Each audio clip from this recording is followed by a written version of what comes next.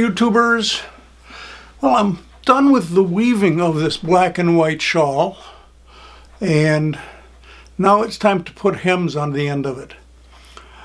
I know that I mentioned in videos a couple of months ago that my wife's sewing machine had died. I don't remember if I told you what we did to replace it. I think I did, but hey, I can't remember for sure what I did 2 months ago in terms of what was in each video. So anyways, this is the replacement sewing machine. I'm going to aim down a little bit more. There we go. This is a Husqvarna Viking 95Q model sewing machine. It is a pretty damn fancy machine. That's the best I can say. It does everything but make coffee for me in the morning. Over here on this screen, it's actually connected to the Wi-Fi at our house. You can download stitches and stuff from the internet, save stuff to the internet. It's got videos of how to work it. More stuff than I can imagine. It's got its storage right here in the front for things like presser feet,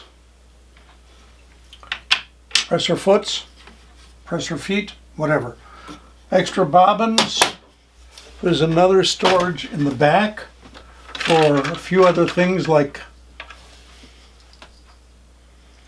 the buttonhole foot, which I don't know how to use.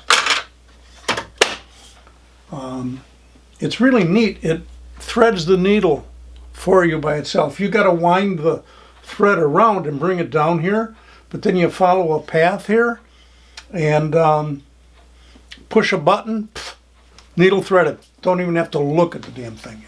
That's amazing. So anyways, this is the machine. Again, I'm not as big a sewer as my wife. This is her machine 95 to 98% of the time. But I can put hems onto things. So the first thing I'm going to do today is not put a hem on, but at the very edge that will be rolled up into the hem, I'm going to put a zigzag stitch to just lock that down in place so that as I'm putting the hem in, it's less likely to unravel at the end of it. So the other thing you should note is you're going to see that the cloth, I've been titling these things all along as black and white. It's not black and white. It's shades of yellow and red and orange and black. So let's unroll this. I've already got it set to do stitch number 15, which is a zigzag stitch. And I'm going to zoom you in just a minute, and we'll start with that. The other thing I like about this, like I said, my wife's a hell of a lot better at this than I am. It's got a speed limit feature on it. So I don't like driving real fast on a sewing machine. I don't mind driving fast in my car, but not on the sewing machine. So I can set the speed limit to like 15 or 20 miles per hour on this machine, and even when I push the foot pedal all the way to the floor, thinking I'm going to go 75 or 80, speed limit is 15 or 20. So that's kind of a neat feature. So what I've done, let's see if this will show up. I've put about 6 rows of really thick thread at the end of this, just as a temporary binding to hold things in place.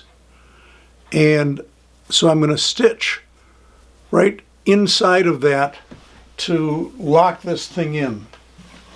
And yes, you'll notice that I'm going slow with this. But let's aim you down and zoom in a little bit. And there we are, we're at the max zoom in feature. So we'll push the button to lower the presser foot. Her old machine had like a lever in the back that you reached up and down with. This one has a button that lowers the presser foot, or raises it, or lowers it. And I'm already set for stitch number 15. I'm going to raise it just a teeny. There we go. And we'll have at the presser foot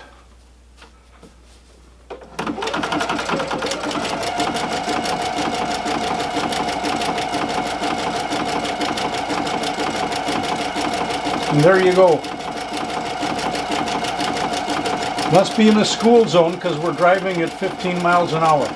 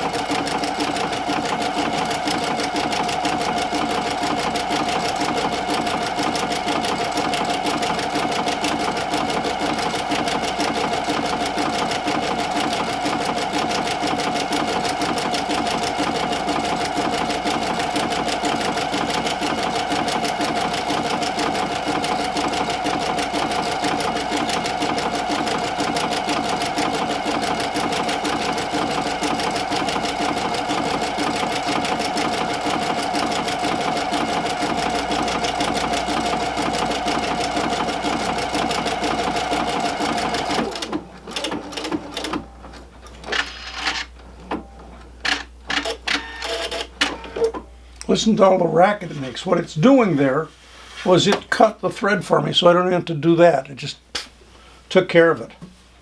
So there we go.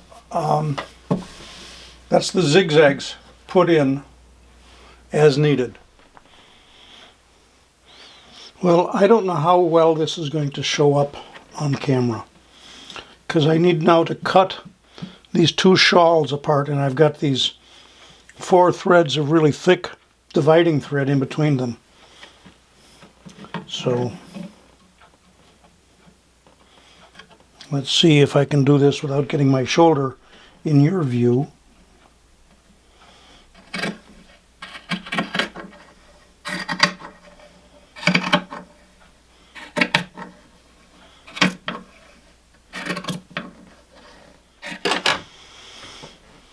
Okay, we'll just set that one down and turn this one around so it's easier to work and start putting the hem in. Okay, the first thing to do is to get these little bits of white separating thread out of there. Go toss those away. Then I need to fold and pin this thing. And I know this may be hard for you to see, but I'm doing the best I can here. Another Irish pennant there. Okay, let's grab a couple of pins.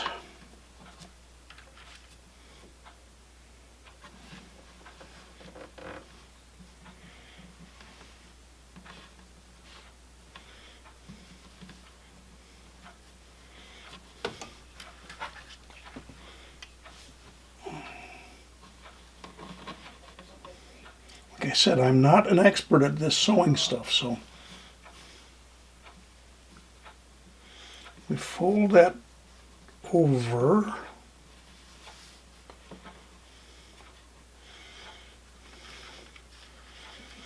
One nice thing about the lines in here where I changed from 1 and 3 to 3 and 1, I can line up this hem really nicely.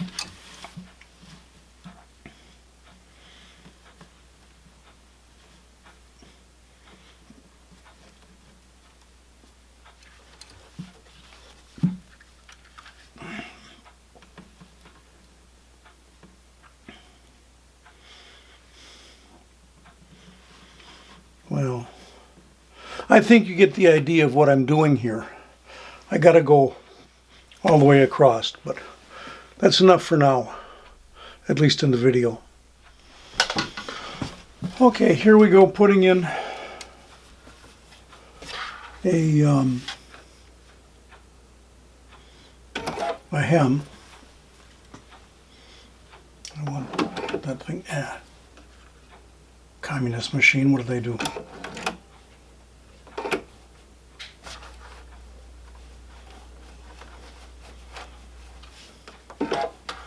Get that up a little bit further.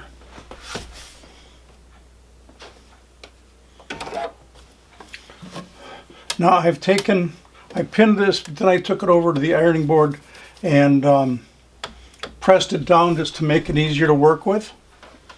So now that that first one's in place, I can remove the pin and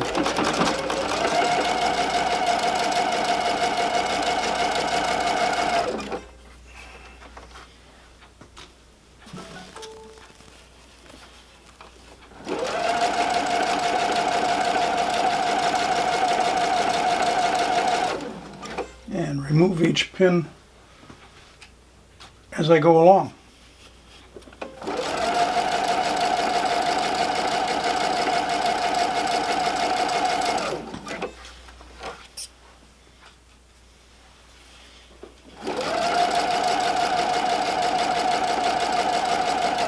And for this, I'm just using a perfectly straight stitch.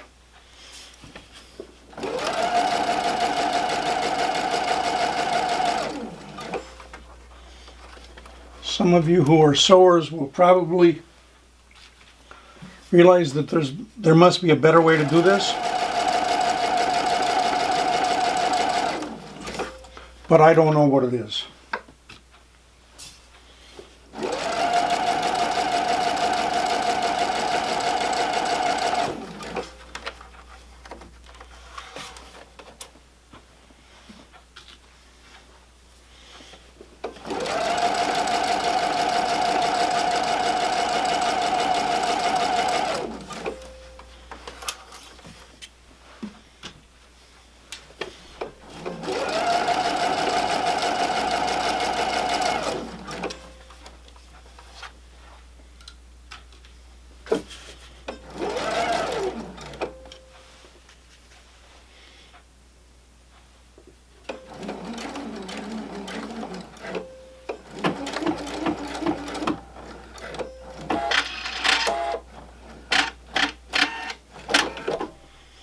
All that noise to cut the threads, but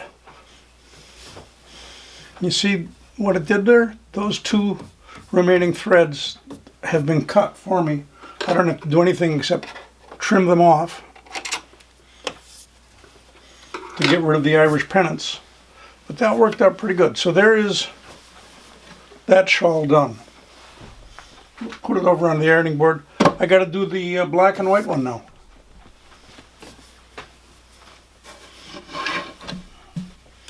This is the final hem.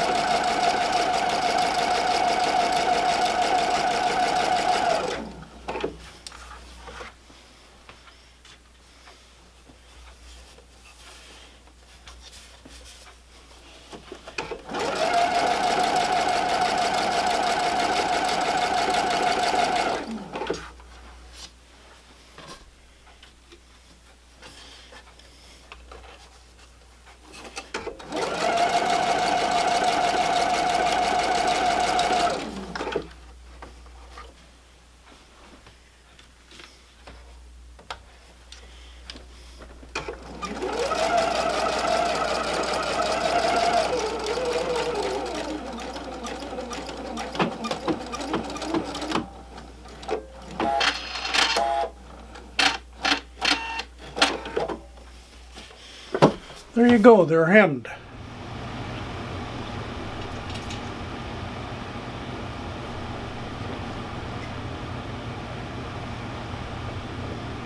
Hey gang, let's take a look at these two shawls now that I'm done with them. So set that one down on the little table there, and first we'll look at the black and white one. So there you go, they're monsters. At least they seem like it to me. So there's one side. There's the other side. How long are they? Well, they're exactly as long as I can just barely reach both ends. So imagine this as a shawl. It works. There's what the back side looks like. They're a lightweight shawl, but still a shawl. Let's take a look at the other one. With this one, I got a little bit tired of black and white, so I decided to go for color. And again, the thread is this 10-2 cotton from Lunatic Fringe. The black is just, it's the black, it's all black, and the entire warp is black. Then I used 5 different colors as my weft. So there you go. See how far I can reach with this one. Oh, I think this one must be about an inch or two longer than the other one, because I can't hardly reach the edges. There we go. You can see it. Again, I'll come close.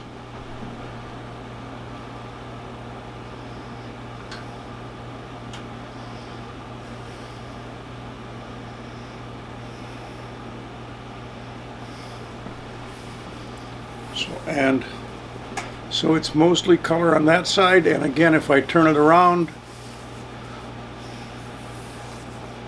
the black is more predominant on the other side. So let's see what this one looks like as a put it on shawl.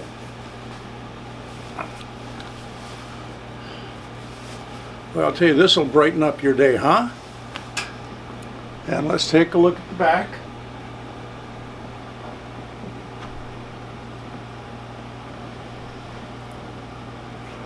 There you go. Oh, turkey walking in front of the house, walking right down the street. Anyways, that's the end of this couple of videos dealing with these lightweight shawls that will be taken up to church, donated, blessed, and given out to someone that the church feels needs them. That's not my concern after I'm done with them. But if you like my videos, I would appreciate a thumbs up, and I'd appreciate you subscribing if this is the kind of content that you'd like on YouTube. And until the next time around, bye-bye.